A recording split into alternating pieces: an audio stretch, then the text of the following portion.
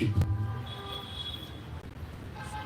न क्षमन्ते विमतयस्तमुपासे श्रियःपति मयि स्थितो मदङ्गेषु स्वतन्त्रो व्याप्तवान् हरिः स विष्णुश्चास्वतन्त्रं मां स्वेच्छया वर्तयत्यजः स्वात्मनस्तस्य पूजा स्युः मनोवाक्कायवृत्तयः ममैताः इति कर्तारम् उद्देश्यं च हरिं स्मरेत् धर्मविज्ञानवैराग्यपरमेश्वर्यशालिनः आनन्दतीर्थभगवत्पादान् वन्दे निरन्तरम् आनन्दतीर्थोपदिष्टो निजन्नारायणत्वयः प्रदर्शितो येन सम्यक् जयतीर्थं तमाश्रये प्रणमत्कामधेनुं च भजत्सुरतरूपमं श्रीभावबोधकृत्पादचिन्तामणिमुपास्महे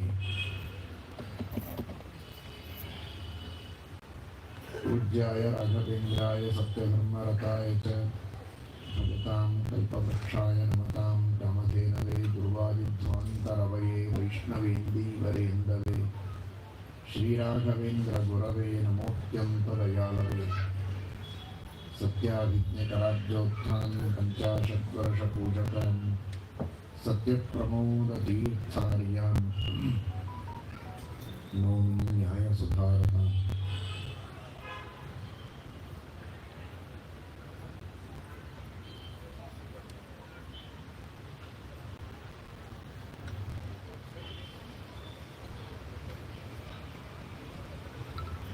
ಪೂರ್ಣರಾಮ ದಿಗ್ವಿಜಯ ರಾಮ ವೇದವ್ಯಾಸದೇವರ ಶ್ರೀಕೃಷ್ಣ ಪರಮಾತ್ಮನ ಮುಖ್ಯ ಪ್ರಾಣದೇವರ ಹಾಗೂ ಎಲ್ಲ ಮಹಾಗುರುಗಳ ವಿಶೇಷವಾದ ಅನುಗ್ರಹ, ವಿಶೇಷವಾಗಿ ಇಲ್ಲಿ ಸನ್ನಿಹಿತರಾಗುವ ರಘುತ್ತಮ ತೀರ್ಥ ಶ್ರೀಪಾದಂಗಳವರ, ರಾಘವೇಂದ್ರ ತೀರ್ಥ ಶ್ರೀಪಾದಂಗಳವರ, ನಮ್ಮ ಗುರುಗಳ ಒಂದು ವಿಶೇಷವಾದ ಅನುಗ್ರಹದಿಂದ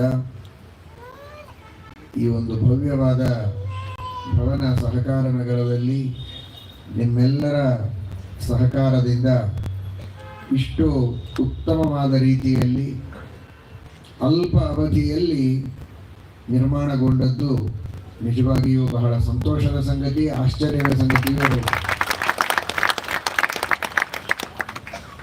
ಇಷ್ಟು ಹೊತ್ತು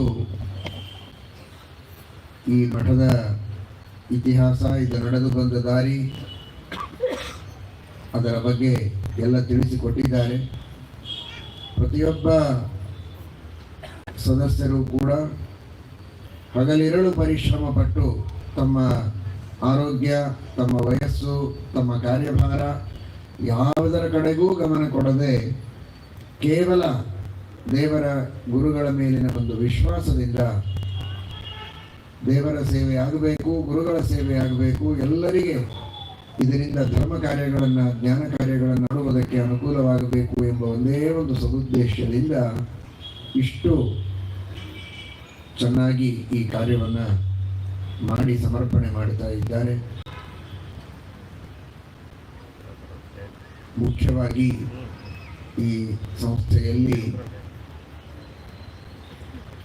ವೇಣುಗೋಪಾಲ ದೇವರು, ಗೋಪಾಲಕೃಷ್ಣ ಮೊದಲಿನಿಂದಲೂ ಇದ್ದದ್ದು, ವಿಶೇಷವಾಗಿ ಈಗ ಪುನಃ ಪ್ರತಿಷ್ಠಾಪನೆಯಾಗ್ತಾ ಇದೆ, ನೂತನವಾದದ್ದು. ವೇಣುಗೋಪಾಲ ದೇವರ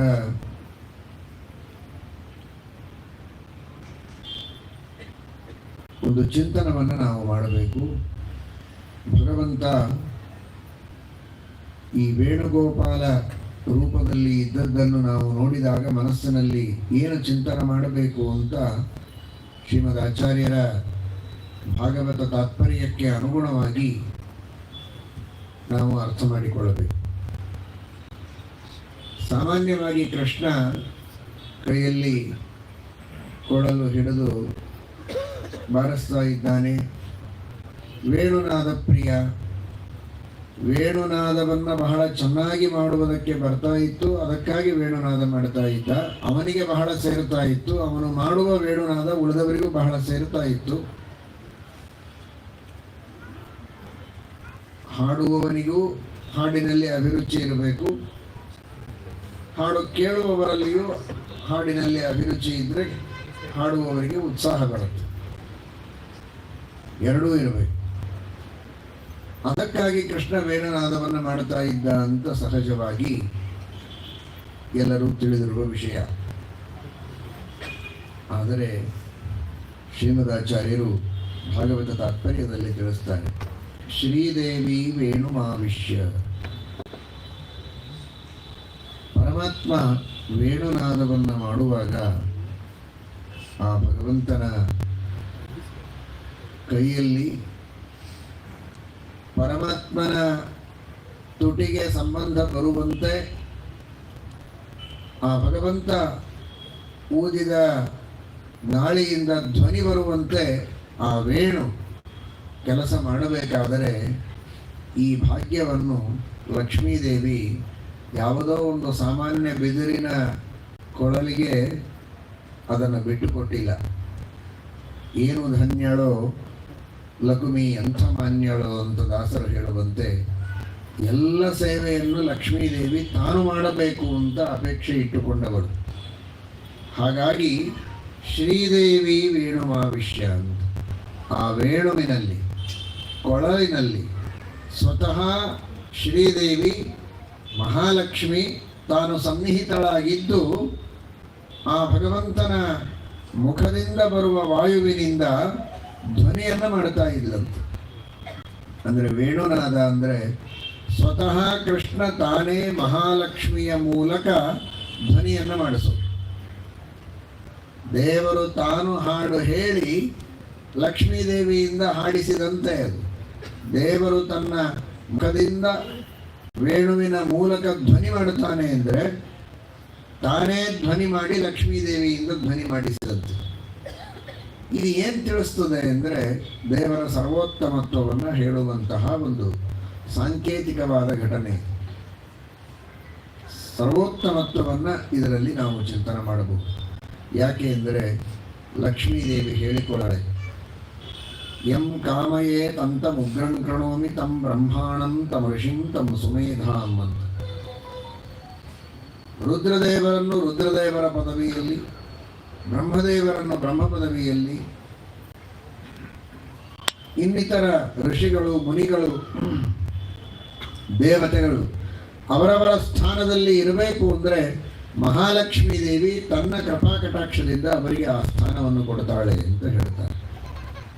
ಶ್ರೀಮದಾಚಾರ್ಯರು ಕೂಡ ದ್ವಾದಶ ಸ್ತೋತ್ರದಲ್ಲಿ ಬಹಳ ಸುಂದರವಾಗಿ ಇದರ ವರ್ಣನೆಯನ್ನು ಮಾಡಿದ್ದಾರೆ. ಅಂತಹ ಮಹಾ ಸಾಮರ್ಥ್ಯ ಲಕ್ಷ್ಮೀದೇವಿಗಿದೆ. ಶೇಷಾಹಿ ವೈರಿ ಶಿವಶಕ್ರಮನುಪ್ರಧಾನ ಚಿತ್ರೋರು ಕರ್ಮರಚನಂ ಯದಪಾಂಗಲೇಶಂ ಆಶ್ರಿತ್ಯ ವಿಶ್ವಮಖಿಲಂ ವಿದಧಾತಿ ಧಾತ ಶ್ರೀಯತ್ಕಟಾಕ್ಷಬಲವತ್ಯಜಿತಂ ನಮಾಮಿ. ಗರುಡಶೇಷ ರುದ್ರಾದಿಗಳಿಂದ ಕೂಡಿದಂತಹ ಸಮಸ್ತವಾದ ಈ ಜಗತ್ತಿನ ಸೃಷ್ಟಿಯನ್ನು ಮಾಡುವ ಬ್ರಹ್ಮದೇವರಿಗೆ ಆ ಬ್ರಹ್ಮ ಪದವಿಯನ್ನು ಕೊಟ್ಟವಳು ಮಹಾಲಕ್ಷ್ಮಿ. ಅದರಂತೆ ರುದ್ರದೇವರು ಇಡೀ ಜಗತ್ತಿನ ಸಂಹಾರ ಮಾಡುವುದು. ಪರಮಾತ್ಮನಿಗೆ ಹಾಸಿಗೆಯಾಗಿ ಇಡೀ ಬ್ರಹ್ಮಾಂಡವನ್ನು ತಲೆಯ ಮೇಲೆ ಹೊತ್ತ ಶೇಷದೇವರು, ಅವರಿಗೆ ಆ ಸ್ಥಾನ, ಆ ಶಕ್ತಿ ಕೊಟ್ಟದ್ದು ಲಕ್ಷ್ಮೀದೇವಿ. ಪರಮಾತ್ಮನನ್ನು ಹೊತ್ತು ಹಾರಾಡುವ ಗರುಡ ದೇವರಿಗೆ ಆ ಶಕ್ತಿಯನ್ನು ಕೊಟ್ಟದ್ದು ಮಹಾಲಕ್ಷ್ಮೀದೇವಿ. ಶೇಷದೇವರು ಒಂದು ಕಡೆಗೆ ನೋಡಿದರೆ ಇಡೀ ಬ್ರಹ್ಮಾಂಡವನ್ನು ಹೊತ್ತಿದ್ದಾರೆ ತಮ್ಮ ತಲೆಯ ಮೇಲೆ. ಆದರೆ ಇನ್ನೊಂದು ಕಡೆಗೆ ಪರಮಾತ್ಮನನ್ನ ತಮ್ಮ ಮೈ ಮೇಲೆ, ಶರೀರದ ಮೇಲೆ, ಶರೀರವನ್ನೇ ಹಾಸಿಗೆಯನ್ನಾಗಿ ಮಾಡಿ ಅರ್ಪಣೆ ಮಾಡಿದ್ದಾರೆ. ಬ್ರಹ್ಮಾಂಡವನ್ನು ಹೊತ್ತದ್ದು ನಿಜವಾಗಿ ಭಾರೀ ದೊಡ್ಡ ಸಾಮರ್ಥ್ಯ, ಬಹಳ ಶಕ್ತಿ. ದೇವರನ್ನ ಒಬ್ಬನನ್ನ ಹೊತ್ತದ್ದೇನು ಬಹಳ ದೊಡ್ಡದಲ್ಲ ಅಂತ ತಿಳ್ಕೋಬೇಡಿ, ಅದು ವಿಪರೀತ. ಬ್ರಹ್ಮಾಂಡವನ್ನು ಹೊತ್ತಿದ್ದೇ ಬಹಳ ಸಣ್ಣದು. ದೇವರನ್ನ ಧಾರಣೆ ಮಾಡಿದ್ದಾರಲ್ಲ ಅದೇ ಬಹಳ ದೊಡ್ಡದು. ಅದಕ್ಕಾಗಿ ಶ್ರೀಮದಾಚಾರ್ಯರು ಶೇಷದೇವರ ಬಗ್ಗೆ ಹೇಳುವಾಗ ಬ್ರಹ್ಮಾಂಡವನ್ನು ಹೊತ್ತಿದ್ದನ್ನು ಹೇಳಿಲ್ಲ ಅಂತಲ್ಲ, ಆದರೆ ದ್ವಾದಶ ಸ್ತೋತ್ರದಲ್ಲಿ ಹೇಳುವಾಗ ತತ್ಪಾದ ಪಂಕಜ ಮಹಾಸನತಾಮವಾಪ, ಪರಮಾತ್ಮನಿಗೆ ಆಸನ ಆಗಿದ್ದಾರೆ, ಪರಮಾತ್ಮನಿಗೆ ಹಾಸಿಗೆಯಾಗಿದ್ದಾರೆ ಅನ್ನೋದೇ ಬಹಳ ದೊಡ್ಡ ಮಹಿಮೆ. ಯಾಕಂದರೆ ಇಂತಹ ಇಡೀ ಬ್ರಹ್ಮಾಂಡವನ್ನ ತನ್ನ ಉದರದಲ್ಲಿ ಒಂದು ಪರಮಾಣುವಿನಂತೆ ಧಾರಣೆ ಮಾಡಿದವನು ದೇವರು. ಅಂತಹ ದೇವರನ್ನ ಧಾರಣೆ ಮಾಡಬೇಕಾದರೆ ಅದೇ ದೊಡ್ಡ ಭಾಗ್ಯ. ಅಷ್ಟು ಶಕ್ತಿ ಇದೆ ಶೇಷದೇವರಿಗೆ ಅಂತ ತಾತ್ಪರ್ಯವಲ್ಲ, ದೇವರೇ ಶಕ್ತಿ ಕೊಟ್ಟದ್ದು.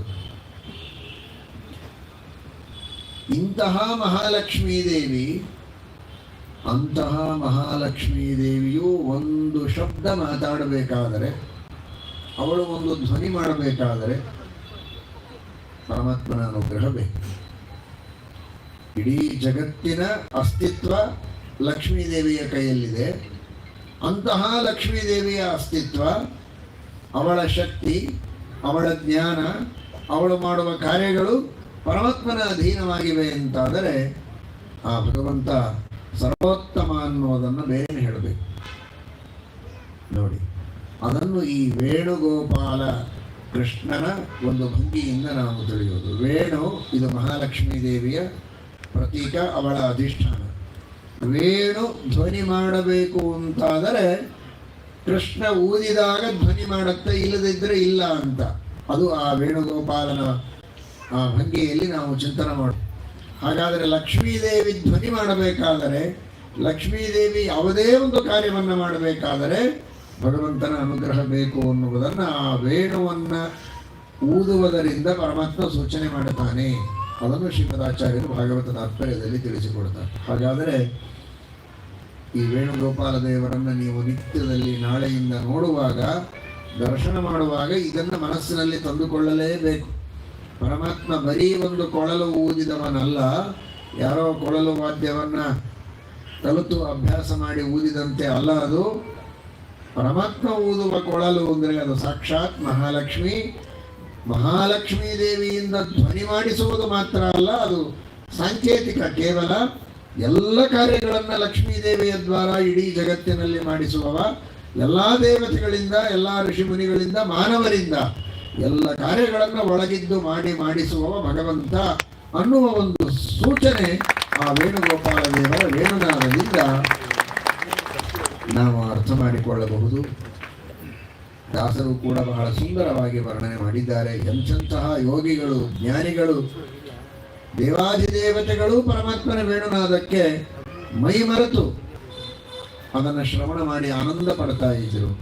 ಯೋಗಿಗಳೆಲ್ಲ, ಋಷಿಗಳೆಲ್ಲ ತಮ್ಮ ಸಮಾಧಿಯಿಂದ ಎದ್ದು ಶ್ರೀಕೃಷ್ಣನ ವೇಣುನಾದವನ್ನು ಶ್ರವಣ ಮಾಡ್ತಾ ಇದ್ದರಂತೆ. ಪಕ್ಷಿಗಳು, ಪಶುಗಳು ಹುಲ್ಲು ತಿನ್ನುವಾಗ ತಾವು ಹುಲ್ಲು ತಿನ್ನುವ ಶಬ್ದದಿಂದ ವೇಣುನಾದವನ್ನು ಶ್ರವಣ ಮಾಡುವುದಕ್ಕೆ ಏನಾದರೂ ಅಡ್ಡಿಯಾಗತ್ತೆ ಅಂತ ಅಲ್ಲಿಗಲ್ಲೇ ನಿಂತು ಹುಲ್ಲನ್ನು ತಿನ್ನದೆ ಅಗಿಯದೆ ಕೃಷ್ಣನ ಆ ವೇಣುನಾದವನ್ನು ಪಶುಗಳು ಶ್ರವಣ ಮಾಡ್ತಾ ಇದ್ದುವಂತೆ. ಆ ಭಗವಂತ ಸರ್ವಾಂತರ್ಯಾಮಿಯಾಗಿದ್ದು ಎಲ್ಲರ ಮನಸ್ಸಿನಲ್ಲಿಯೂ ಕೂಡ ಆಕರ್ಷಣೆಯಾಗುವಂತೆ ಆ ವೇಣುನಾದವನ್ನು ಭಗವಂತ ಮಾಡ್ತಾನೆ ಅಂದರೆ ಆ ಭಗವಂತನ ಅತ್ಯದ್ಭುತವಾಗಿರುವಂತಹ ಶಕ್ತಿ, ಸ್ವಾತಂತ್ರ್ಯ, ಸಾಮರ್ಥ್ಯ ಇದು ಕೂಡ ಆ ವೇಣುನಾದದಿಂದ ತಿಳಿದು ಬರ್ತದೆ. ಕೃಷ್ಣ, ಅಂದು ನೀನು ಎಲ್ಲರ ಮನಸ್ಸನ್ನು ಆಕರ್ಷಣೆ ಮಾಡಿದ್ದಿ. ಪಶುಗಳು, ಪಕ್ಷಿಗಳು, ಮಾನವರಂತೂ ಸರಿ, ಋಷಿಗಳು, ಮುನಿಗಳು, ದೇವತೆಗಳು ಎಲ್ಲರೂ ನಿನ್ನ ವೇಣುನಾದ ಕೇಳುವುದಕ್ಕೆ ಮೈಮರೆತು ನಿಂತಿದ್ರು. ಆದರೆ ಅದು ಅಂದು ಹಾಗೆ ಮಾಡಿದಿ ಅಂತ ಇತಿಹಾಸ ಮಾತ್ರ ಆಗುವುದು ಬೇಡ. ಇವತ್ತಿಗೂ ನಾವೆಲ್ಲ ನಾನಾ ವಿಧವಾದ ಲೌಕಿಕ ಸುಖಗಳ ಆಕರ್ಷಣೆಯಿಂದ ಅತ್ತ ಇತ್ತ ಹೋಗ್ತಾ ಇದ್ದೇವೆ, ಧರ್ಮದಿಂದ ದೂರ ಆಗ್ತಾ ಇದ್ದೇವೆ. ಹಾಗಾಗದೇ ಇದ್ದಂತೆ ಮತ್ತೆ ಪುನಃ ನಿನ್ನ ನಾದದ ಧ್ವನಿ, ಪರಮಾತ್ಮನ ನಾದ ಅಂದರೆ ಅದು ವೇದದ ನಾದ, ಶಾಸ್ತ್ರಗಳ ನಾದ, ತತ್ವೋಪದೇಶದ ನಾದ. ಅಂತಹ ಭಗವದ್ಗೀತೆ, ಮಹಾಭಾರತ, ಭಾಗವತ, ರಾಮಾಯಣ, ವೇದಗಳು ಇಂತಹ ಸಚ್ಚಾಸ್ತ್ರಗಳ ನಾದ ಏನಿದೆ, ನಿನ್ನ ಉಪದೇಶ ಏನಿದೆ, ಅದರ ಕಡೆಗೆ ನಮ್ಮ ಮನಸ್ಸು ಬರಲಿ, ಅದನ್ನು ಕೇಳುವಂತೆ ಆಗಲಿ. ನಿನ್ನ ಧ್ವನಿಯನ್ನು ಕೇಳುವಂತೆ ನಮಗೆ ಆಕರ್ಷಣೆಯಾಗಬೇಕು. ಎಲ್ಲವನ್ನ ಬಿಟ್ಟು ಹೇಗೆ ಭಕ್ತರು ಕೃಷ್ಣನ ವೇಣುನಾದ ಕೇಳುವುದಕ್ಕೆ ಬರ್ತಾ ಇದ್ರು, ಗೋಪಿಕಾಸ್ತ್ರೀಯರು, ಪಶುಗಳು, ಜ್ಞಾನಿಗಳು ಎಲ್ಲರೂ ಬರ್ತಾ ಇದ್ರು, ಹಾಗೆ ಎಲ್ಲ ಲೌಕಿಕ ಕಾರ್ಯಗಳನ್ನು, ಲೌಕಿಕ ಆಸಕ್ತಿಯನ್ನು ಕಡಿಮೆ ಮಾಡಿಕೊಂಡು ನಿನ್ನ ಮಹಿಮೆಯನ್ನು ತಿಳಿಯುವುದಕ್ಕೆ, ನಿನ್ನ ನಾದವನ್ನು ಕೇಳುವುದಕ್ಕೆ ನಿನ್ನ ಹತ್ತಿರ ಬರುವಂತೆ ನಮಗೆಲ್ಲ ಪ್ರೇರಣೆಯನ್ನು ನೀಡಬೇಕು ಅಂತ ಆ ವೇಣುಗೋಪಾಲ ಕೃಷ್ಣನಲ್ಲಿ ನಾವು ಪ್ರಾರ್ಥನೆಯನ್ನು ಮಾಡಬೇಕು. ಆ ಭಗವಂತ ಗೋಪಾಲಕ, ಗೋವುಗಳನ್ನು ರಕ್ಷಣೆ ಮಾಡುವವನು. ಗೋವು ಇದೆ, ಪ್ರತಿಮೆಯ ಜೊತೆಗೆ ಗೋವು ಇದೆ. ಹೆಸರಿನಲ್ಲಿ ಮಾತ್ರ ಅಲ್ಲ, ಪ್ರತಿಯಲ್ಲಿಯೂ ಗೋವನ್ನು ನಾವು ನೋಡುತ್ತೇವೆ.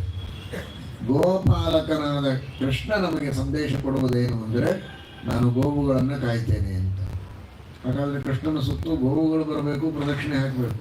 ಯಾಕೆಂದರೆ ಗೋವುಗಳನ್ನು ಕಾಯೋದು ಅವನ ಕೆಲಸ, ಅವನಿಂದ ಉಪಕಾರ ಲಾಭ ಗೋವುಗಳಿಗೆ, ಮತ್ತು ನಮ್ದೇನು ಕೆಲಸ ಅಲ್ಲಿ? ಅವನು ಮನುಷ್ಯ ಪಾಲಕ ಅಲ್ಲ. ಮನುಷ್ಯ ಪಾಲಕ ಕೃಷ್ಣ ಅಂತ ಇದ್ದರೆ ನಾವು ಹೋಗ್ಬೋದು. ಗೋಪಾಲ ಕೃಷ್ಣ ಅಂತ ತಾನೇ ನೀವು ಹೇಳಿದ್ದು. ಅದರ ತಾತ್ಪರ್ಯ ಆಕಳನ್ನು ರಕ್ಷಣೆ ಮಾಡುತ್ತೇನೆ ಎನ್ನುವುದು ಒಂದು ಸಂಕೇತ. ಆಕಳಿನಂತಹ ಸ್ವಭಾವ ಇದ್ದವರು ಯಾರೋ ಅವರೆಲ್ಲರನ್ನೂ ರಕ್ಷಣೆ ಮಾಡುತ್ತೇನೆ ಅಂತ ಹೇಳುವುದಕ್ಕೆ ಪರಮಾತ್ಮ ಗೋಪಾಲ ಕೃಷ್ಣ. ಆಕಳಿನ ಸ್ವಭಾವ ಏನು? ತಾನು ಹುಲ್ಲು ತಿಂದು ಜನರಿಗೆಲ್ಲ ಹಾಲು ಕೊಡುತ್ತದೆ. ಹಾಗೆ ಮನುಷ್ಯ ತಾನು ಕಷ್ಟಪಟ್ಟು ಇನ್ನೊಬ್ಬರಿಗೆ ಸುಖ ಆಗುವುದಕ್ಕೆ ಪ್ರಯತ್ನ ಮಾಡ್ತಾನೆ ಅಂದರೆ ಅವನು ಆಕಳಿದ್ದ ಹಾಗೆ. ಆಕಳ ಇರಬೇಕು ಹಾಗೆ ಅಂದರೆ 4 ಕಾಲಿರಬೇಕು ಅಂತ ಅರ್ಥ ಅಲ್ಲ, ಹುಲ್ಲೇ ತಿನ್ನಬೇಕು ಅಂತ ಅರ್ಥ ಅಲ್ಲ. ಹುಲ್ಲು ತಿಂದು ಹಾಲು ಕೊಡುವ ಔದಾರ್ಯ, ಆ ಒಂದು ಒಳ್ಳೆ ಸ್ವಭಾವ, ಯಾರು ಏನೇ ಮಾಡಿದರೂ ಸಹಿಸಿಕೊಳ್ಳುವ ಒಂದು ಸಹನಶೀಲತೆ, ಪರೋಪಕಾರ, ಇದೆಲ್ಲ ಗೋವಿನ ಸ್ವಭಾವ. ಆ ರೀತಿ ಯಾರು ಪರೋಪಕಾರ ಮಾಡ್ತಾರೆ, ಯಾರು ಸಹನ ಮಾಡ್ತಾರೆ, ಇನ್ನೊಬ್ಬರು ಏನು ಹೇಳಿದರೂ ಅದನ್ನು ಸಹಿಸಿಕೊಂಡು ಅವರಿಗೆ ಉಪಕಾರ ಮಾಡುತ್ತಾರೆ, ಅಂಥವರು ಗೋವಿದ್ದಂತೆ. ಅಂಥವರನ್ನು ಪರಮಾತ್ಮ ರಕ್ಷಣೆ ಮಾಡುತ್ತಾನೆ. ಇನ್ನೊಂದು ಗೋ ಅನ್ನುವ ಶಬ್ದಕ್ಕೆ ಶಾಸ್ತ್ರ ಅಂತೂ ಅರ್ಥ ಇದೆ. ವಾಕ್ಯಗಳು, ಶಾಸ್ತ್ರಗಳು. ಅಂತಹ ಶಾಸ್ತ್ರಗಳನ್ನು ಪರಮಾತ್ಮ ರಕ್ಷಣೆ ಮಾಡುತ್ತಾನೆ. ಗೋಪಾಲಕ, ಗೋಪಾಲಕರನ್ನೂ ರಕ್ಷಣೆ ಮಾಡುತ್ತಾನೆ. ಪರಮಾತ್ಮ ಬರೀ ಗೋವುಗಳನ್ನು ರಕ್ಷಣೆ ಮಾಡಿದ್ದಿಲ್ಲ. ಗೋವರ್ಧನ ಪರ್ವತವನ್ನು ಎತ್ತಿ ಎಲ್ಲ ಗೋಪಾಲಕರನ್ನು ರಕ್ಷಣೆ ಮಾಡಿದ. ಕಾಡ್ಗಿಚ್ಚನ್ನು ನುಂಗಿ ಎಲ್ಲ ಗೋಪಾಲಕರನ್ನ ರಕ್ಷಣೆ ಮಾಡಿದನಲ್ಲ. ಹಾಗಾದರೆ ಯಾರೆಲ್ಲ ಗೋಪಾಲಕರೋ, ಶಾಸ್ತ್ರವನ್ನು ರಕ್ಷಣೆ ಮಾಡುವವರೋ, ಹಾಗೂ ಗೋಪಾಲಕರು ಆಕಳನ್ನು ರಕ್ಷಣೆ ಮಾಡುವವರು, ಗೋಹತ್ಯೆ ಮಾಡುವವರಲ್ಲ, ಗೋಹತ್ಯೆ ಮಾಡುವವರಿಗೆ ಪ್ರೋತ್ಸಾಹ ಕೊಡುವವರು ಅಲ್ಲ, ಅಂತಹ ಗೋಪಾಲಕರು ಯಾರೋ ಅಂಥವರನ್ನು ರಕ್ಷಣೆ ಮಾಡುವುದಕ್ಕೆ ಕೃಷ್ಣ ಪರಮಾತ್ಮ ಯಾವಾಗಲೂ ಸಿದ್ಧನಿದ್ದೇನೆ ಅಂತ ನಮಗೆ ತೋರಿಸಿಕೊಟ್ಟಿದ್ದಾನೆ. ಇದು ಕೇವಲ ಇತಿಹಾಸ ಅಲ್ಲ, ಇವತ್ತಿಗೂ ಅದೇ ರೀತಿ ಗೋಪಾಲಕೃಷ್ಣನ ಅನುಗ್ರಹ ನಮ್ಮೆಲ್ಲರ ಮೇಲೆ ಆಗ್ತದೆ. ನಾವು ಗೋವುಗಳಾಗಬೇಕು ಅಥವಾ ಗೋಪಾಲಕರಾಗಬೇಕು. ಅಂದರೆ ಕೃಷ್ಣ ನಮ್ಮ ರಕ್ಷಣೆಗೆ ಯಾವಾಗಲೂ ಸಿದ್ಧನಾಗಿರ್ತಾನೆ ಎಂಬುದಾಗಿ ನಾವಿಲ್ಲಿ ತಿಳಿಯಬೇಕಾದದ್ದು. ಇಂತಹ ಕೃಷ್ಣ ಪರಮಾತ್ಮನ ಅನುಗ್ರಹ ನಮ್ಮ ಮೇಲೆ ಆಗಬೇಕಾದರೆ ಮುಖ್ಯ ಪ್ರಾಣದೇವರ ಅನುಗ್ರಹ ಬೇಕು. ನಾವೆಲ್ಲ ಮಾಡುವಂತಹ ತಪ್ಪುಗಳನ್ನು ತಿದ್ದಿ ಆ ತಪ್ಪುಗಳಿಗಾಗಿ ಪರಮಾತ್ಮನಲ್ಲಿ ಕ್ಷಮಾಯಾಚನೆ ಮಾಡ್ತಾರೆ. ಅವರು ತಪ್ಪು ಮಾಡಿದವರಲ್ಲ, ಆದರೆ ನಾವೆಲ್ಲ ತಪ್ಪು ಮಾಡಿದ್ದಕ್ಕೆ ಇವನು ಭಕ್ತ, ತಪ್ಪು ಮಾಡಿದ್ದಾನೆ, ಅಜ್ಞಾನಿ, ಆದರೂ ನೀನು ಅದನ್ನು ಕ್ಷಮಾ ಮಾಡಿ ಇವನನ್ನು ಉದ್ಧಾರ ಮಾಡುವಂಥ ನಮ್ಮ ಪರವಾಗಿ ಭಗವಂತನಲ್ಲಿ ಪ್ರಾರ್ಥನೆ ಮಾಡಿ ನಮಗೆಲ್ಲ ತತ್ವಜ್ಞಾನವನ್ನು ಕೊಟ್ಟು ನಮ್ಮ ಇಂದ್ರಿಯಗಳಿಗೆ ಉತ್ತಮವಾದ ದೇವರ ಸೇವೆಯನ್ನು ಮಾಡುವುದಕ್ಕೆ ಪ್ರೇರಣೆಯನ್ನು ನೀಡಿ ಅನುಗ್ರಹ ಮಾಡುವವರು ಮುಖ್ಯ ಪ್ರಾಣದೇವರು. ಅಂತಹ ಜೀವೋತ್ತಮರಾದ ಶ್ರೀಮದ್ ಆನಂದ ತೀರ್ಥ ಭಗವತ್ಪಾದಾಚಾರ್ಯರ ಮೊದಲ ಅವತಾರ ಅಂತಹ ಮುಖ್ಯ ಪ್ರಾಣದೇವರ ಸನ್ನಿಧಾನವೂ ಇಲ್ಲಿದೆ. ಶ್ರೀಮದ್ ಆಚಾರ್ಯರು ರಚನೆ ಮಾಡಿದ ಆ ಸರ್ವಮೂಲ ಗ್ರಂಥಗಳು, ಅವುಗಳ ಯಥಾರ್ಥವಾದ ಜ್ಞಾನ ನಮಗೆ ಆಗಬೇಕು, ಸ್ಪಷ್ಟವಾದ ಜ್ಞಾನ ಆಗಬೇಕು. ಟೀಕಾಕೃತ್ಪಾದರು ರಚನೆ ಮಾಡಿದ ಟೀಕಾ ಗ್ರಂಥಗಳ ಜ್ಞಾನ ಆಗಬೇಕು.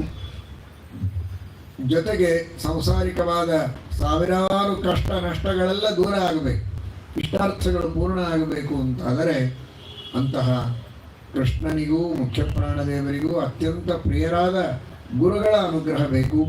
ಅಂತಹ ಮಹಾನುಭಾವರಾದ ರಘುತ್ತಮ ತೀರ್ಥ ಶ್ರೀಪಾದಂಗಳವರು ಪ್ರಣಮತ್ ಕಾಮಧೇನುಂಚ ಭಜತ್ಸ್ವರ ತರೂಪಮಂ ಶ್ರೀಭಾವಬೋಧ ಕೃತ್ಪಾದ ಚಿಂತಾಮಣಿ ಮುಪಾಸ್ಮಹೆ ಅಂತ ಕಲ್ಪವೃಕ್ಷ ಕಾಮಧೇನು ಚಿಂತಾಮಣಿಯಂತೆ ಇದ್ದಂತಹ ಮಹಾನುಭಾವರು.